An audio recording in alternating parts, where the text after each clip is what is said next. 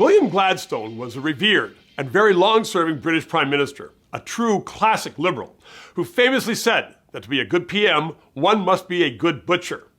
In other words, sometimes one must cut friends and allies for the greater good of the government and the state. Our PM could have used that advice in making this cabinet. He has essentially built a new cabinet out of used wood, which doesn't augur well for the future of our country. It is as though he did not learn anything from the close shaves served up by the judgment of Canadians in the very last election. Yes, the polarizing Ms. McKenna has been moved from the role where she alienated so many Canadians. However, little else changed, but for the installation of Chrystia Freeland as Deputy Prime Minister. This could be a positive move. She is quite competent. But is this a title without any substance, designed to keep close someone who could be a challenge to Trudeau's faltering leadership? As in keeping your challengers close to your chest? If Freeland can, as I think she is capable of doing, garner enough power to this position, then she could provide the nation-making glue to keep this country together. The challenge is that in the past, this title has been, upon occasion, but not always, totally meaningless.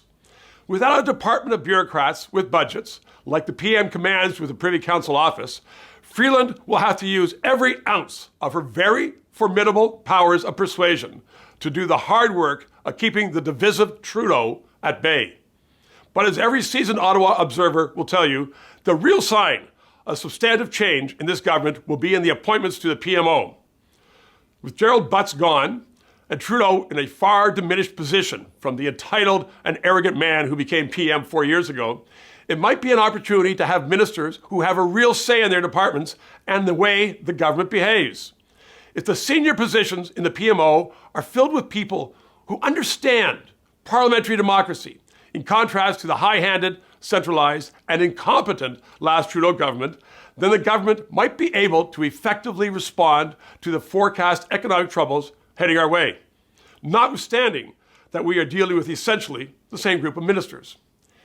If ministers behaving as true ministers and not lapdogs to the PMO is a product of a chastened Trudeau and the PMO, then Canadians will be much better served in a democratic fashion as opposed to an autocratic fashion. The real test will be how this government deals with its first challenge, the nationwide crippling CN strike.